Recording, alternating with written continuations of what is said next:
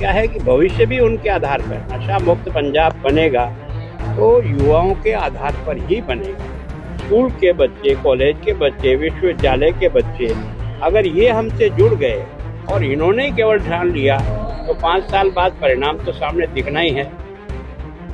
ये पंजाब का आंदोलन है और मेरी कोशिश यही है कि नशा मुक्त पंजाब बने, रंगला पंजाब बने। अगर नहीं तो पाकिस्तान अकेले की हिम्मत नहीं है कि इतनी ड्रग और इतने हथियार यहाँ गिरा करके रोज नष्ट भी हो रहे हैं, पकड़े भी जा रहे हैं, कुछ आ भी रहे हैं। इतनी बड़ी संपत्ति कोई भी देश, पाकिस्तान की तो हैसियत नहीं है। हर काम में पंजाबी, चाहे खेती की दृष्टि से देखो तो पंजाब ने उसको पीछा उठाया। तो ये बहुत ही संघर्षशील मुल्क है। इस मुल्क को अगर एक नशा कमजोर कर रहा है, हमारा मिलकर के प्रयत्न। सर, दूसरा दिन है होशियारपुर में, कैसा देख लो, कैसी मुहिम? तो मैंने प्रारंभ जो किया है वो खुशवंत जी के एक निमंत्रण पर किया था।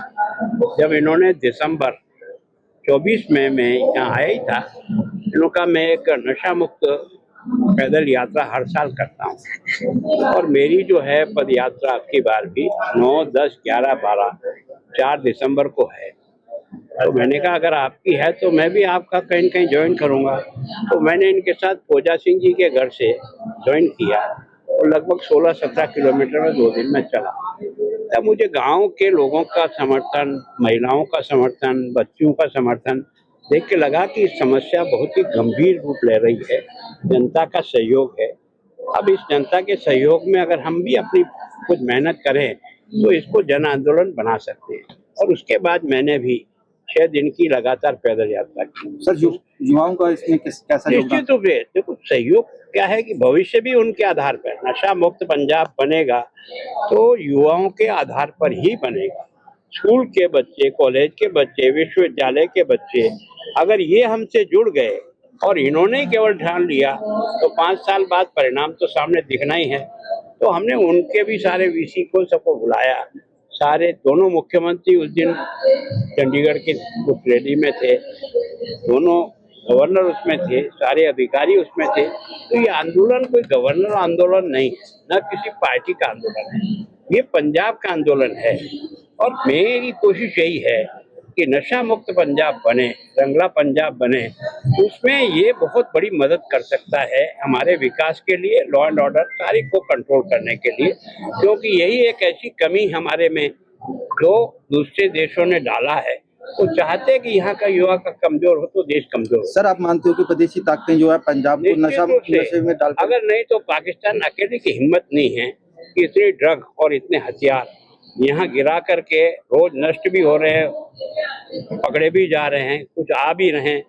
इतनी बड़ी संपत्ति कोई भी देश, पाकिस्तान की तो हैसियत नहीं है कि वो अकेला यहाँ डाल सके। महामहिम युद्ध नशा के विरुद्ध जो मुहिम है ये जन आंदोलन बने, इसके लिए आम पब्लिक को क्या कुछ संदेश रहेगा? तो मैं जनता से निवेदन करता हूँ कि पंजाब बहादुरों का मुल्क रहा है। पंजाब का इतिहास इतना गौरवपूर्ण रहा है।